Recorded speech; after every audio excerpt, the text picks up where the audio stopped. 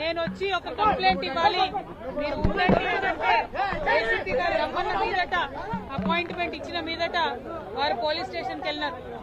ఒక శాసనసభ్యులు అపాయింట్మెంట్ తీసుకొని వచ్చినప్పుడు యాజ్ పర్ ప్రోటోకాల్ ఏసీపీ గారు ఉండి మరి కంప్లైంట్ తీసుకుని ఉంటే బాగుండేది. అక్కడ దాకా పోయినాక ఏసీపీ గారు లేరు, ఎస్ఐ గారు ఉన్నారు, తీసుకోండి కంప్లైంట్ అని చెప్పారు. అక్కడికి వెళ్లి కంప్లైంట్ ఇచ్చినటువంటి సందర్భంలో సిఐ గారు కూడా కంప్లీట్ గా నేను తీసుకోను మీ కంప్లైంట్ అని చెప్పి రిజెక్ట్ చేసినటువంటి సందర్భాన్ని మనమందరం కూడా చూడడం జరిగింది.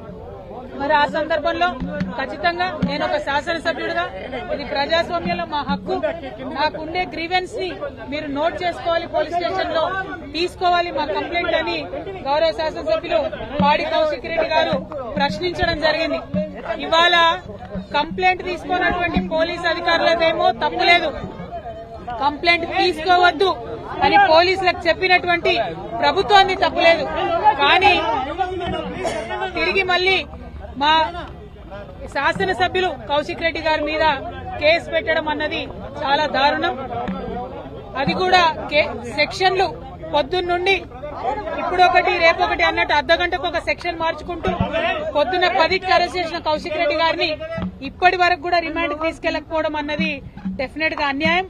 కేవలం 5 తర్వాత కోర్టులు మూసేసిన తర్వాత మా శాసనసభ్యుల్ని మరి కంపల్సరీ డిటెన్షన్ లో పెట్టాలనే ఉద్దేశంతో అరెస్ట్ చేసి ఒక్క రోజన్నా జైల్లో పెట్టాలన్న ఉద్దేశంతో ఈ జాప్యం చేస్తున్నారు ప్రభుత్వం అని చెప్పి మేము భావిస్తా ఉన్నాం.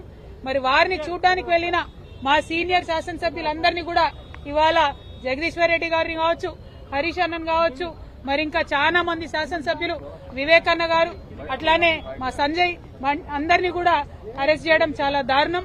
మేము ఇవాళ ఖండిస్తా ఉన్నాం. ఇందిరమ్మ రాజ్యం అంటే ఎమర్జెన్సీ రాజ్యాన్ని కల్పించేటట్టుగా ఉంది. ఇందిరమ్మ రాజ్యం కాదు, ఇవాళ పోలీస్ రాజ్యం నడుస్తా ఉంది తెలంగాణలో. అరెస్టులు, ఎమ్మెల్యేలను అరెస్ట్ చేయడం, కంప్లైంట్ చేయడానికి వచ్చినటువంటి వ్యక్తుల దగ్గర కంప్లైంట్ తీసుకునేటటువంటి ధైర్యం లేనటువంటి ప్రభుత్వం ఉల్టా మళ్ళా ఎమ్మెల్యేల మీద కేసులు పెట్టడం అంటే ఇది చాలా అన్యాయం. తెలంగాణ సమాజం ఎప్పుడు కూడా అణచివేతను ఎక్కువ రోజులు భరించదు.